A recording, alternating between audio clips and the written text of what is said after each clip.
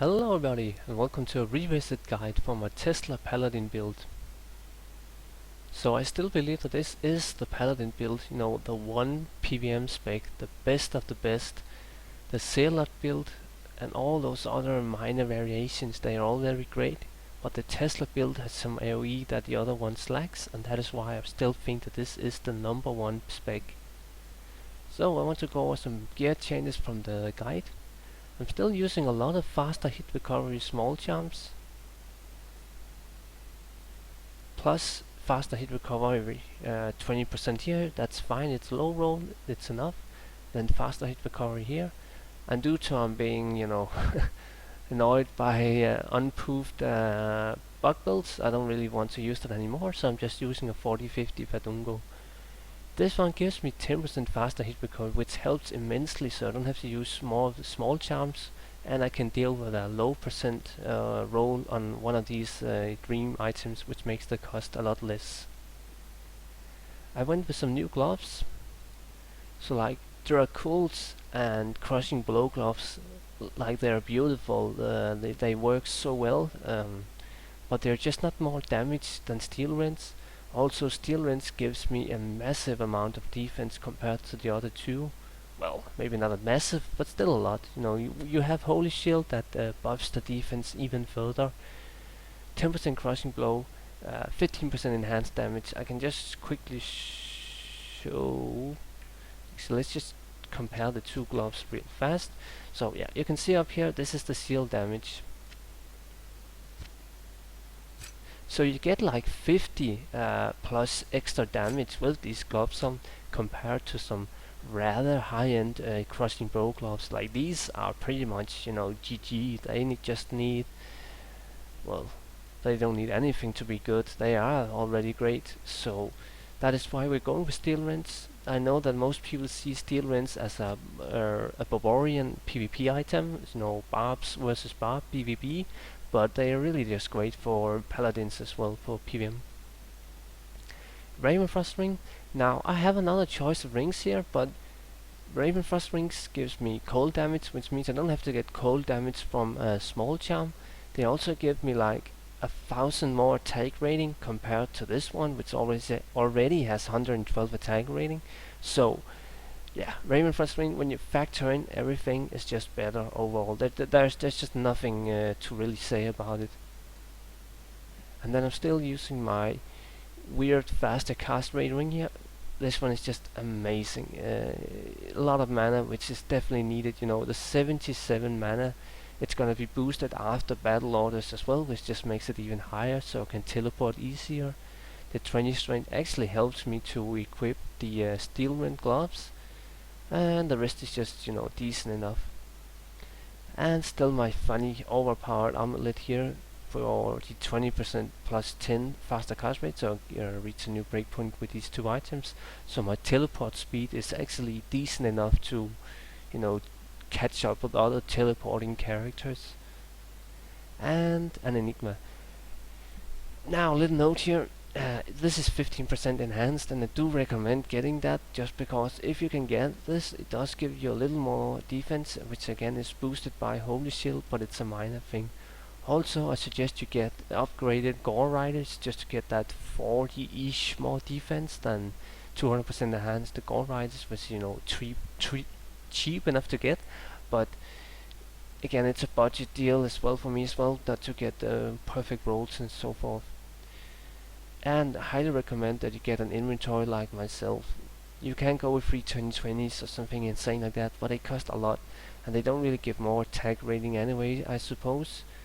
Like, I have 10k attack rating, just under 10k attack rating when everything is buffed up and I'm playing normally with this gear currently equipped, and 10k attack rating, it's enough, but I still would have liked to have gone maybe 12k attack rating or something.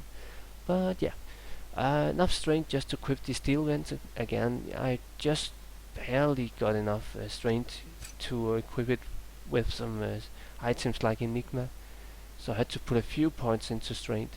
Dexterity just for max block, or just for the equip a faceplate, which requires 136 dexterity. Aim for, either you put remaining points into strength or dexterity just to get more, well, attack rating or slight more damage. But I do like to get vitality at a high amount, just because it is a bit of a fragile build, and we don't run with any sort of leech on this character here. Like, it has no leech at all. We don't use the occults and so forth, so having a great amount of vitality does help. Again, my defense is also not that high. The resistance is never gonna be capped unless you have insane items like, yeah, I don't even know how you would be able to cap resistance. You would have to get, perfect rolls in your dreams for a start. You have to get a crazy all resist amulet as well. Like, using a metal grid amulet or something is actually a very good option. So metal grid amulet like this one is actually very great for this build here. But I do like the faster teleport speed, so I went with that instead. I don't think there's much more to say, really. You can of course go with a fortitude, and then again like a metal grid or even a Mars amulet if you don't want teleport. That is an option as well. But yeah, I think that's pretty much it for the gear, so I want to do some gameplay now. Okay, time for some gameplay. Let's talk a bit about key bindings. So one of the most annoying things about this build, well, actually in general most builds in the game, is that you can't put all your skills on the left button. So if I could put an aura, which is conviction, I only use conviction on this one, then I could put seal on this one. That would just be amazing, because I think I can actually just show it now, just real fast in this pack here. So now I'm only holding down my left. I don't even have my other fingers touching. So very smooth, you don't even have to do anything but hold down the right click on your mouse. But with left click plus getting the aura up, you have to spam click, You're gonna get tired in your finger. It's gonna get like fucking cramps in it and shit. It's just that's a minor little thing, but like furry druids can do this, they can have furry on this one and then just another skill on this one, like rabies or feral rage, whatever. It works so beautifully on a feral druid just holding down your mouse button, but yeah, that's a minor little thing. Okay, let's talk a bit about the build. So conviction is the only aura you're ever gonna be using. Cap it at 25%, that is minus 150 resistance, which is the cap, and just run around with this and spam seal. That's pretty much the only two things you're gonna do. And for the real crux of the build, you could go with redemption, Vigon, all that kind of stuff, but I don't really need it. So pretty much just gonna use seal, smite on bosses. Obviously smite always on bosses. It's much better for single target. Also just because it can miss, you're gonna hit a lot less on bosses. And conviction is, yeah, that's pretty much the only thing. Like, it's just simple, you teleport into a pack. As soon as you're out of the pack, you just go to conviction again, and you spam seal. And like, things are just gonna die pretty much off screen. So let's just try to find like a mob real fast here, just to show the range of a level 30 holy shock.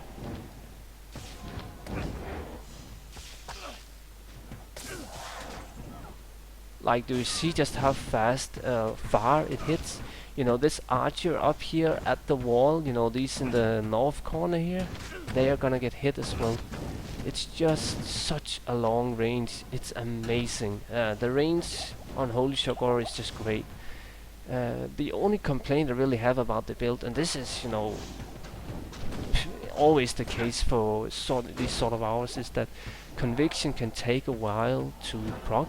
So when you're running around with an infinity merc, in my case this is a faith merc, just to get the fanatism aura.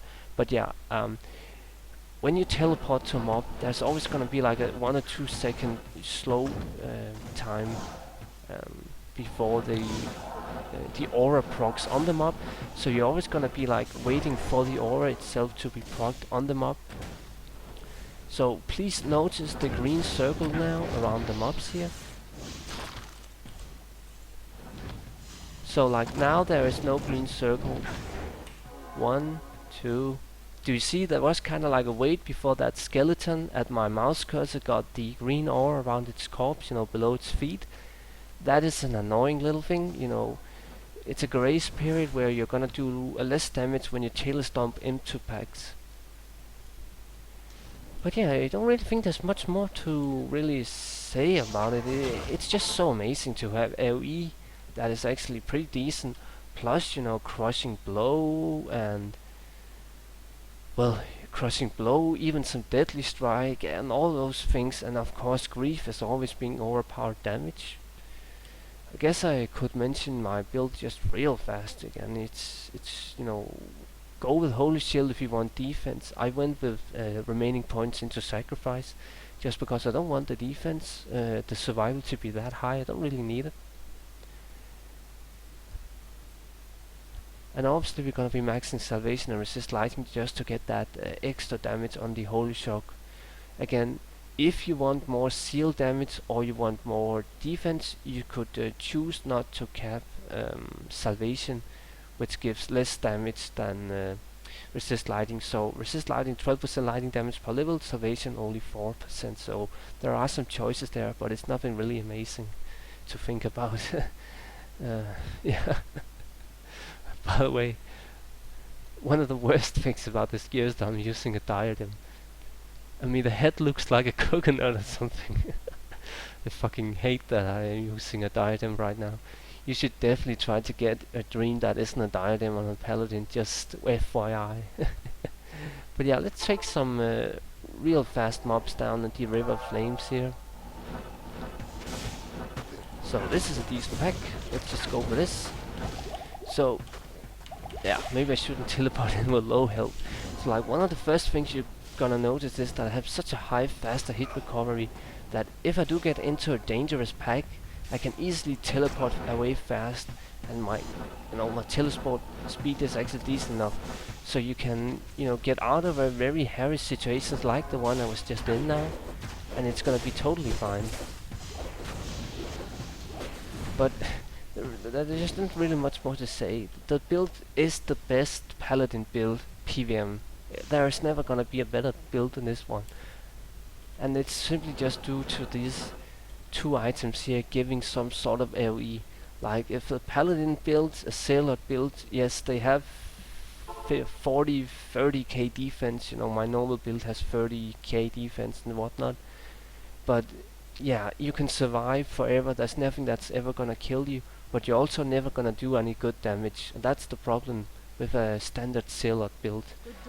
But yeah, before the video does get too long, I want to end it with that, and I hope you can take some inspiration for the gear and whatnot. Again, 86th faster hit recovery, and then I use a Fade Merc, so I have the highest possible attack speed with a Faceblade Grief.